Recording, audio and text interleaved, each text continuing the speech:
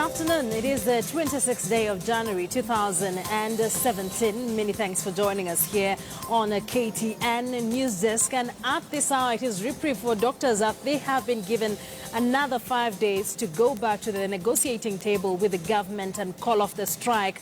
Is this enough time for them? We'll be finding out from Dr. Masi Korir, beg your pardon, as well as the 6 facets on which Chief Justice David Maraga is relying on to make the judiciary efficient during his tenure, as well as the race for numbers as President Uhuru Kenyatta heads to Tharaka Nithi, as his deputy William Ruto heads to Nakuru to convince new voters to register ahead of the August 8th polls.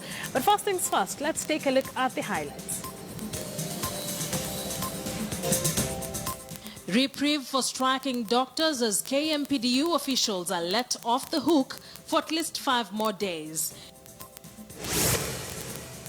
Chief Justice David Maraga outlines his agenda for the judiciary as he launches Blueprint. And speakers of the National Assembly and the Senate pledge to back the newly reconstituted IEBC.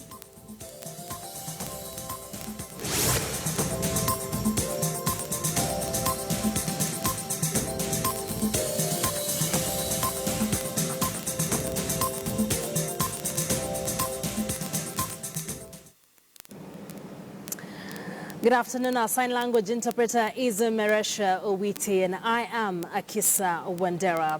Officials of the striking doctors today got a reprieve after the Labour Court suspended their sentencing for another 5 days. Presiding Judge Helen Wasilwa said the move is to give officials more time to call off the strike.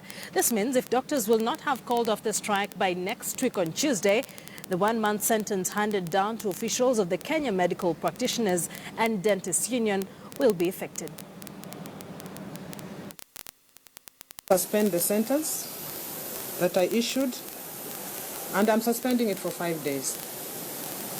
5 days which expire on 31st, because on 31st I want to come back and hear the parties. The parties meaning that if there are responses from the other parties on this application for review dated 24th, they should respond, so that we come back together on 31st of this month, that is on Tuesday next week. We hear if we need to review. If you are negotiating, and that is not what is before me. What is before me is the application for contempt. And I let it be clear that I'm not hearing the application for negotiation. But if this court is given an opportunity by the parties that are negotiating to come and ask this court to also help in those negotiations, I'll do it. But as you know, I cannot meddle into the parties' affairs until I'm invited into it. So I'm only dealing with that issue, but I've heard what Masese has said. I also know that this court actually has wide powers and can enter into this arena of the negotiations and resolve this issue. So I'll suspend this sentence further, so the doctors will not be going to jail today. They have 5 more days. And this 5 days is not for negotiation, in my view. It's for calling off the strike, because I'm dealing with the case for contempt. It's for calling off the strike. The negotiations are the sidebar, but you are allowed to continue with the negotiations. So we come back on the 31st. The respondents, you have 3 days. All right, let's now speak to Dr. Masi Korir, who's joining us live from the Railways Club, where the doctors have congregated to discuss a way forward. A very good afternoon to you, Masi. Definitely a reprieve for the doctors. But what are they saying? Is 5 days enough for them to call off the strike? Thank you, Akisa. As we know, the doctors have always maintained that even a day is enough for them to conclude the negotiations of the CBA and have them return back to work. So according to the doctors, the 2 weeks, the 5 days is adequate time for them to go back and discuss the CBA and have it implemented. They say that if the government shows any willingness, then they will be able to come to an agreement, end the negotiations, and be able to go back to work, Akisa. So as we can see today, that there's all the doctors from across the counties are represented here, from Nairobi County and all the counties across Kenya. They're all represented, and they're all willing to go back to work should their CBA be implemented, Akisa.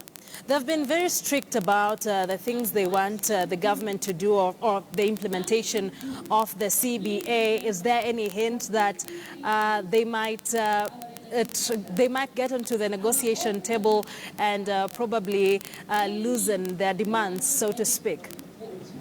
Akisa, the doctors have given different offers to the government. They have shown different compromise and different options to the government for them to be able to go back to work. What we know is that they have given the government the option of being able to implement the SRC band, where it puts the doctors at band C and D, so that their basic salary is increased. And with this, the doctors are willing to go back to work, and that's when the allowances as offered by the government are still maintained. But the government, according to the doctors, is not willing to implement that bit of the SRC now until 1st of July, which the doctors are not agreeable to. The doctors have also given the government the option of having a phased-out implementation of the collective bargaining agreement, but they've accused the government of not also being able to honor that bit, that proposal of having a phased-out implementation of the collective bargaining agreement. So with these two options, the government has maintained the 40% offer that has kept giving the doctors from the first week of December when they're on strike. But the doctors have maintained that should they will implement these bits of the bargaining, collective bargaining agreement, because the other options or the other aspects of the collective bargaining agreement have not been contentious, then in that case they are willing to go back to work. Akisa. Marcy, before I let you go, should they fail to reach a deal with the government, are they still willing to go to jail like they were yesterday? Akisa, the 7 top brass union officials of the Kenya Medical Practitioners, Pharmacists and Dentists Union have been very categorical that they will go to jail if that means implementation bargaining agreement that their members want. So they're saying if in 5 days they've been able to reach any agreement, then they will by all means go to jail. Akisa. Dr. Marcy, thank you very much for that. That's our reporter and medical doctor, Dr. Marcy Korir, definitely following up the situation with the doctors. And, of course, we will be giving you more details about whether they would have reached the deal with the government by close of business today, as they have been given 5 more days to do so and call off the strike. But away from that, IEBC chairperson Wafula Chebukati and his team of 6 commissioners this morning paid a courtesy call on National Assembly Speaker Justin Muturi and his Senate counterpart Ekwe Thuro. The 2 speakers promised to accord the electoral body full support ahead of the August general election. IEBC CEO Ezra Chiloba was also in attendance. So engage with as many of us as possible. We may not necessarily agree with what you decide to do after that engagement, but you will have engaged us. So at any event, we cannot have 100% acceptance of your programs, but at least when everybody knows this is what you are doing, you have already explained yourself, you want to do this because of various reasons. Whether we agree or we don't agree, you have told us. The stakes are pretty high in elections. I am a firm believer the elections in Kenya, there is no small or big election. A presidential election affects a voter. An election for maybe the lowest person, the MCA, affects the same voter. So I am strongly persuaded that in the Kenyan context, holding all those elections at a go is extremely important. After counting votes, we shall announce who has won the election based on the votes we have counted. And that's a decision we have to make. It's a constitutional duty which we must deliver.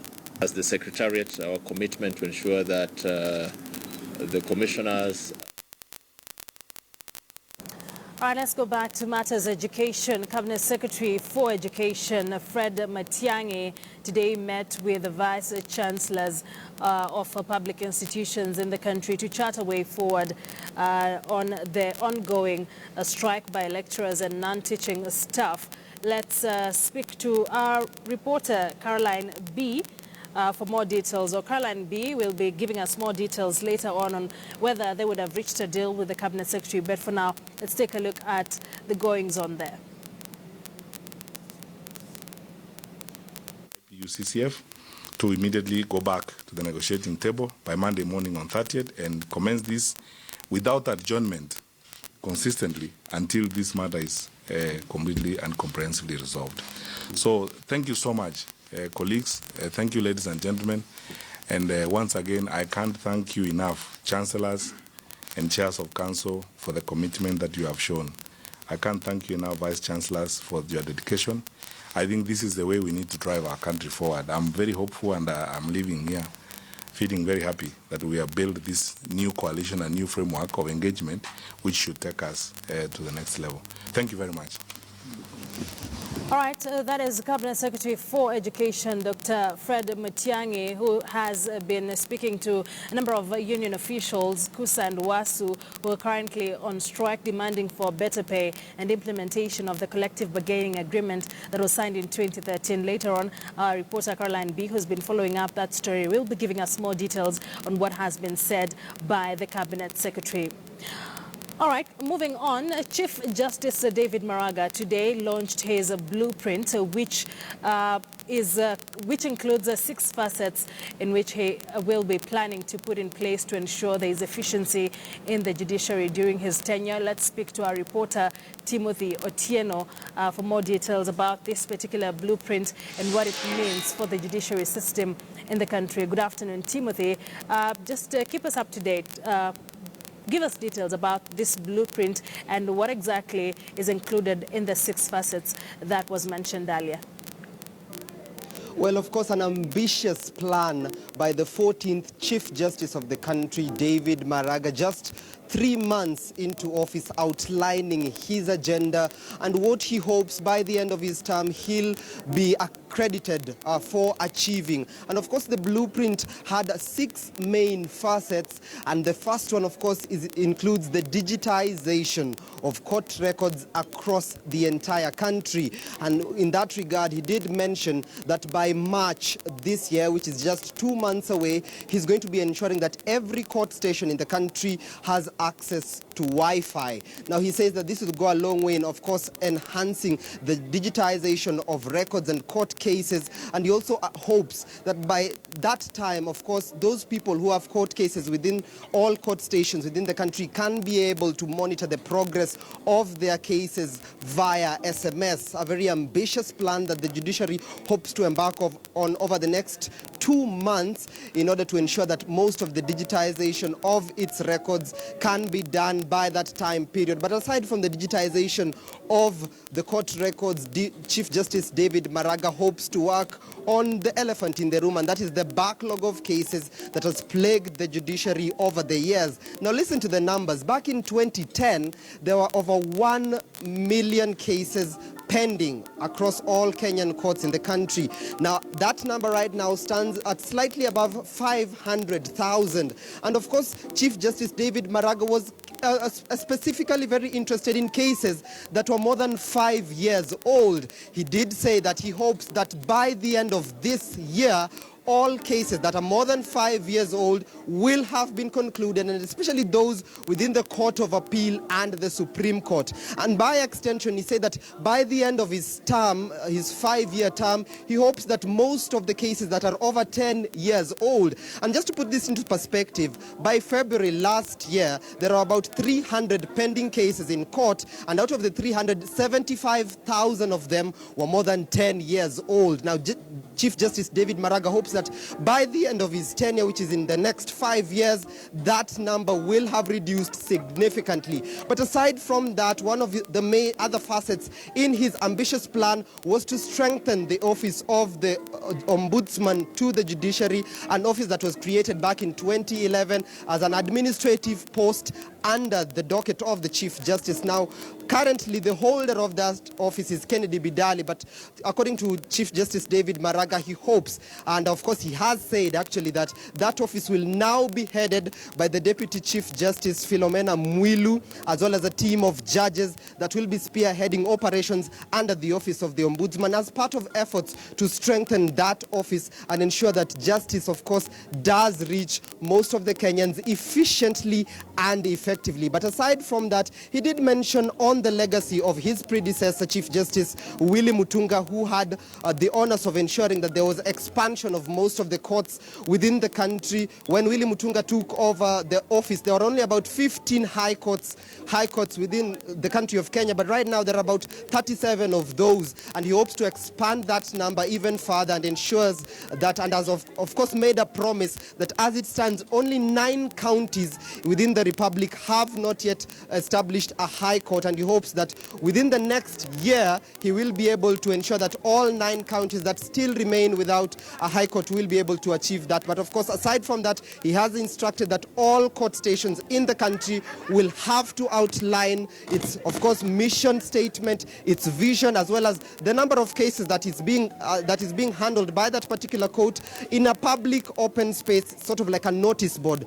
just to ensure transparency and accountability of those official or judicial officers within that particular court station, and ensure that many Kenyans can be able to access these court records. And he has said that he has directed that all court stations will have to outline their what he calls as public service indexes and charters across all of the stations. Akisa. Timothy, thank you very much for that. Timothy Utino joining us live from the Supreme Court, where, as he says, Chief Justice David Maraga has just finished launching his blueprint on ways that he plans to make the judiciary efficient, and some of the areas he will really be concentrating on. All right, let's now take a short commercial break. Don't go too far. We still have a lot lined up for you here on the KTN News Desk.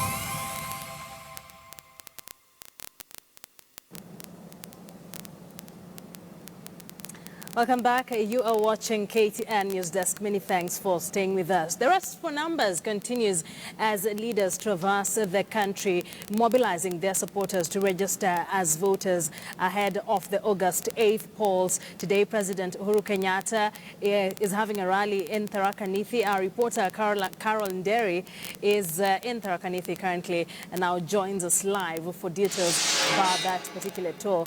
A very good afternoon to you, Carol. Thank you very much for joining us. Has the president arrived?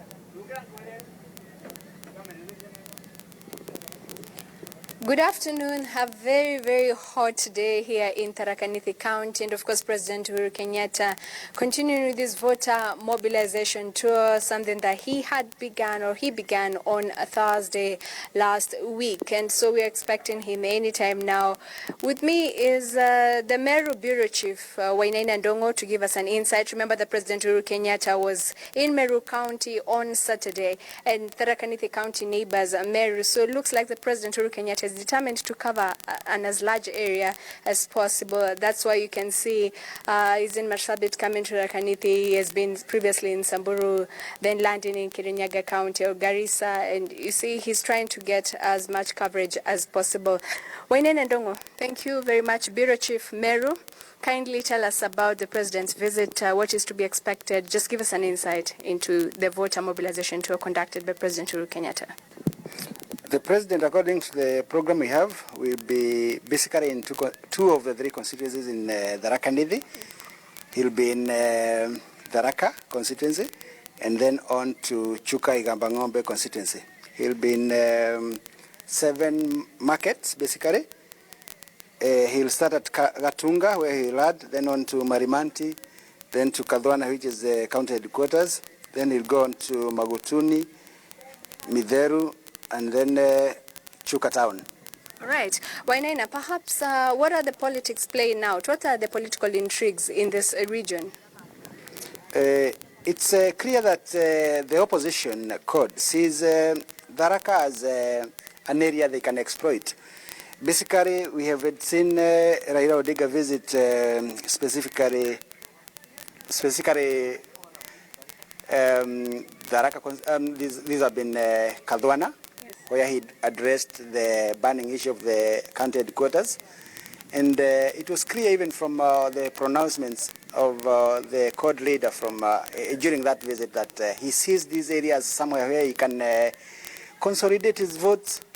Even if he's not going to get the majority, he can probably exploit it and get quite a substantial. All right, so it's an area that is up for grabs. And Tharaka Nithi is considered the baby county given the fact that it was part of Meru originally before it was hived off. What are some of the challenges maybe that the residents here face? It seems to be a very semi-arid area. What would they expect more from the government?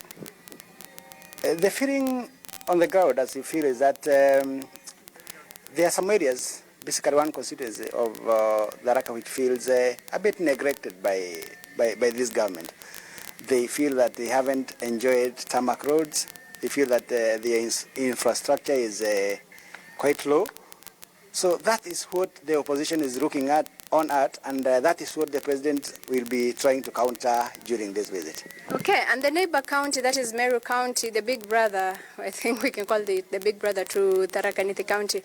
PNU, we've seen the governor, Peter Munya, really insist that he's going to sail through with PNU and that for the purposes of democracy and for the benefit of democracy, they're going to, it's much concentrated in Meru County, that it is not just everybody singing the song of Jubilee. Quite true. And that is the $1 million question. What can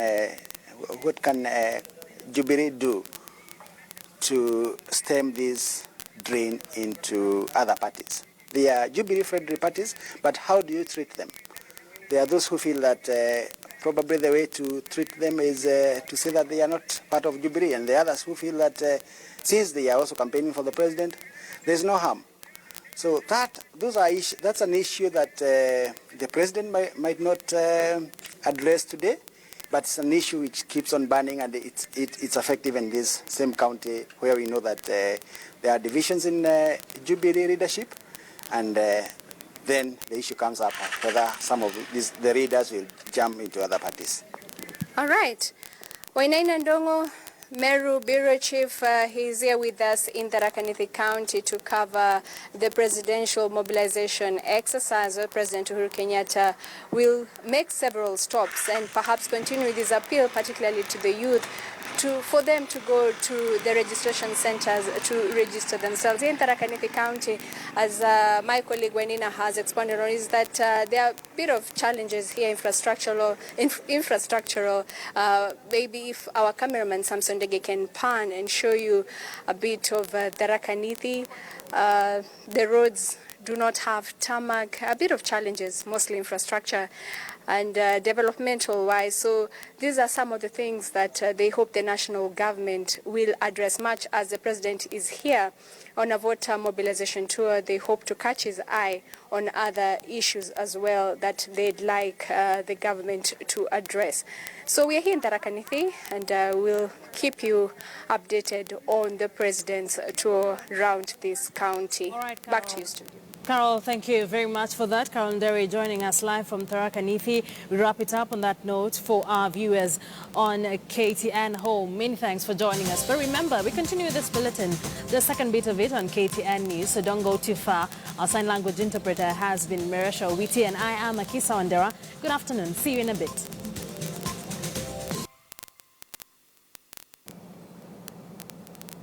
Welcome back. You are watching KTN News Desk. The drought situation in parts of northeastern is worsening by the day, and delayed humanitarian intervention may lead to deaths within 7 days. This is according to Fafi Member of Parliament Barry Shill, who is also urging the government to declare the drought as a national disaster.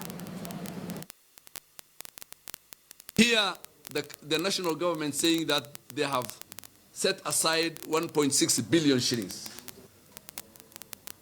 To us, that's a marriage. It will never come, because we have been told many times it is going to come, and we have not seen. We are being told that food is being supplied.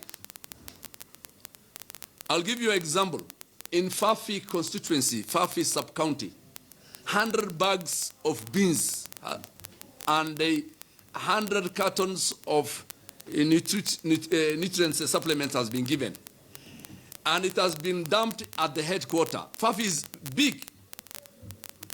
To take them to locations, it is again a nightmare because they are not transport. And when we divided it, we found that each location is getting 4 bags of beans. How will the whole location eat, 4 bags of beans? And whom are you going to give, and whom are you going to deny it? I'm telling you, the government should wake up from the slumber. This is not what we deserve. We need an urgent things. We don't need boardroom meetings. We need food, water, and medicine very urgently. For instance, orders have been given for those food, for the children, the nutrient supplement. They say it again, the order is that it should be taken to health centers. We don't have health center. Most of the places don't have health centers. How do we distribute it? All right, Education Cabinet Secretary Dr. Fred Matiang'i today met with union officials of university staff to try and get them to call off the strike and reach a way forward. Let's speak to our reporter, Caroline B., who attended that particular meeting for more details. A very good afternoon to you, Carol. What exactly happened in the meeting today? Good afternoon to you, Akisa. Part of the resolutions that the stakeholders, that is the Ministry of Education, as well as the representatives of the university staff, have actually decided to postpone the strike or suspend the strike till the 1st of March to allow for negotiations to go on. The strike that actually started last week with the Dons complaining that they've not been able to get their salaries actually reviewed since 2013. The last time they got their salaries reviewed was in 2010, and they also want their collective bargaining agreement implemented, which was passed in 2013 till 2017. Another thing they are also asking for, apart from the salaries, is better working conditions for them, and they actually say they've been trying to get audience from the Treasury and also from the Salaries and Remuneration Commission, but they've not been able to do that. And since the talks have actually stalled, ever since they decided to call on to start the strike. And today the meetings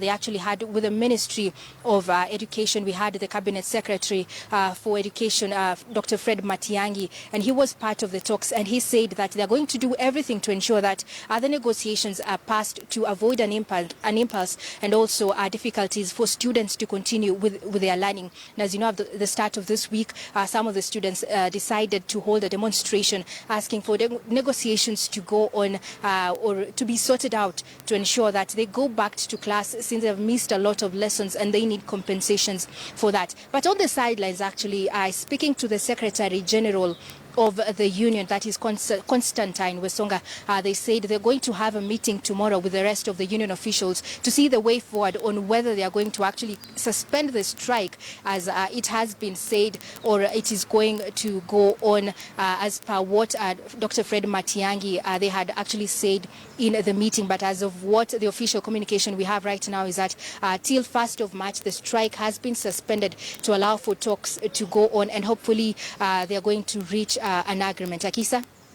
Caroline, thank you very much. But before you go, what exactly are the union officials saying?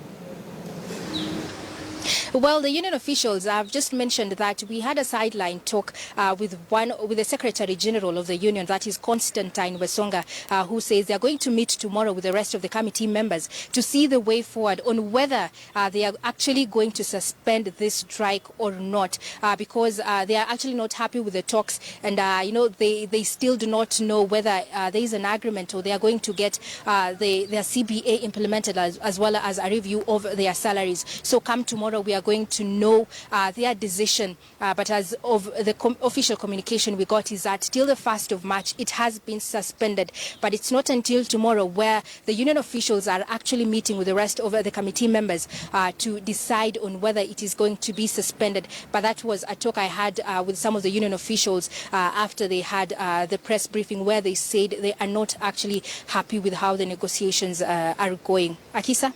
Caroline, thank you very much for that clarification. Caroline B. joining us live from Safari Park. And definitely, as she says, she will be keeping an eye on that situation and see whether the strike by lecturers and non-teaching staff in universities, public universities in the country, will be called to an end. Now, Baringo County Senator Gideon Moi says he is not ready to declare which political coalition KANU will work with in the run-up to the August elections. The senator said he was still in consultation with leaders from the Kalenjin, Maasai, Turkana and Samburu communities, otherwise known as Kamatusa, on the way forward. This is after Samburu leaders, led by nominated Senator Naisula Lesuda, urged Moi and KANU to support President Uhuru Kenyatta's re-election.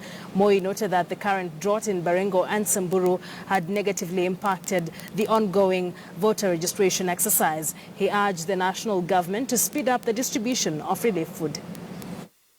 Leo na mtarudisha mkono kusimama na sisi kwa Uhuru Kenyatta 2017. Ninaomba msimame na sisi kwa William Ruto.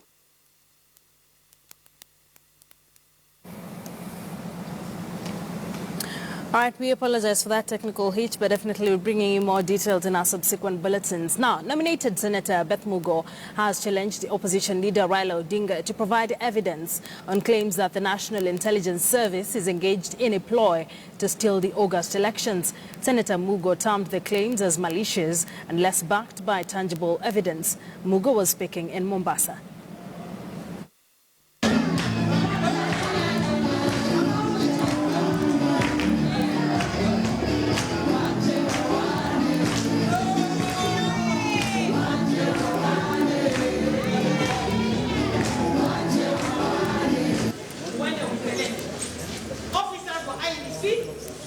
Najua wale watu wa porojo ni nani. Na sasa tunawaambia loud and clear. Ikiwa naogopa uchaguzi, wakae kando. Ndio hiyo. Ikiwa wanataka kuendelea na uchaguzi, wawe wangwana. Waje kwa uwaja, tuheshimiane, tufanye competition bila kila wakati ukifungua ni kutisha, mtisho, wataiba, watafanya hii, sijui walilelewa wapi.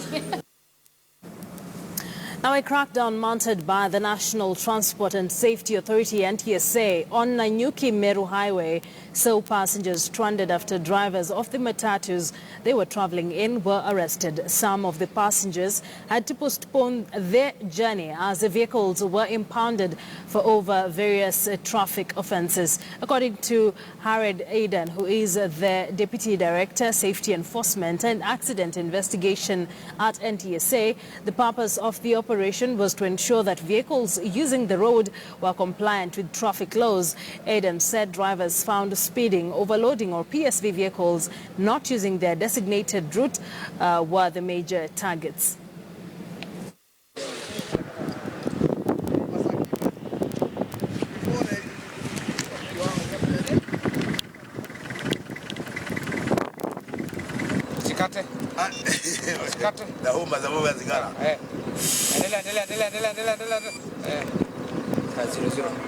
This is the first time I was driving at 119 kilometers an hour. Yes, the government is doing all they can, but it is very unfair for them to not to put the speed limit on the road, saying, you know, you have to do 100 or you have to do 119 or you have to do 120. And there is no warning signs, there is nothing. So I think that should be very addressed to the public, saying that, you know, yes, we do agree that you are taking care of people, not killing people. Yes, I agree. But at least put road signs or give warnings, or even when you stop somebody, give them a warning and say, please don't do it next time. Today we are focusing on speed, drunk driving, the illegal PSV, the compliance in terms of the licensing, and for PSV badge, and also we are enforcing safety belt wearing. Crackdown ya magari ambao hayastahili kubeba abiria kwa barabara itaendelea. Magari ambao hatoshi kutembea kwa barabara itashikwa. Wale wanaendesha gari wakiwa walevi hawana nafasi wakati huu. Wale wanabeba abiria kupita kiasi hawana nafasi wakati huu. Kwa hivyo sheria itaendelea kudumishwa tena kwa nguvu sana, na nimesema ya kwamba watu wote watii sheria ya barabara. Now, parents and guardians of students who have qualified for CDF bursary in Mavoko constituency in Machakos County have been ordered to confirm they have registered as voters before collecting bursary checks. This being the strategy by Mavoko Member of Parliament Patrick Macau to mobilize a large number of registered as voters during the ongoing countrywide voter registration exercise. He issued the condition when handing over checks to beneficiaries at Mlolongo area. More than 1,000 needy students have qualified to share 7 million shillings in the constituency.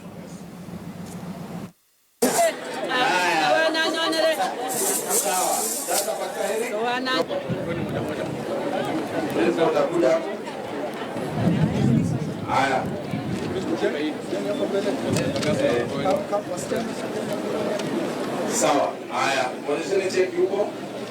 Huko hivyo. Haya. Kama mzazi anataka basari, aonyeshane kura.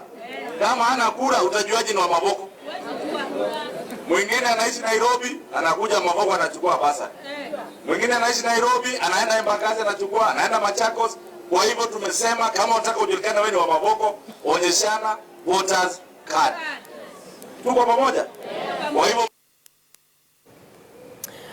Now, the county government of Kisii has resolved to embark on branding all medicine meant for public health facilities in the county as a way to curb cases of theft. Speaking when he flagged off medical supplies worth 80 million shillings, Kisii Governor James Ongwae urged members of the public to be on the lookout and report anyone found stealing drugs. The county has 174 medical facilities.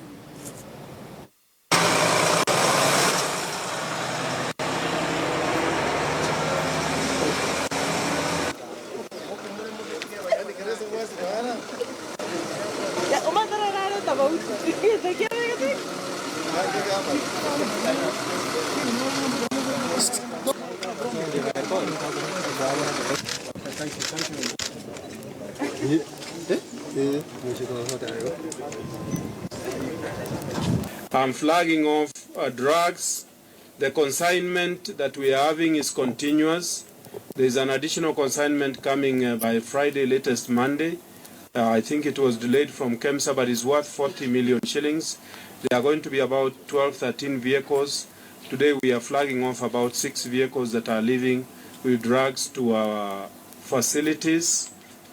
We have, as a county, I've gazetted, I'm opening about 30 facilities in a very, very short while after we have employed the nurses that we advertised. So after that, we are getting another consignment of drugs worth 40 million shillings, an additional 40 million. So the total amount will be about 80 million shillings that we are sending out. I know our people have been asking about the drugs, but it's a continuous process and is also related to the way that we are getting resources from the National Treasury. Now, U.S. President Donald Trump has issued an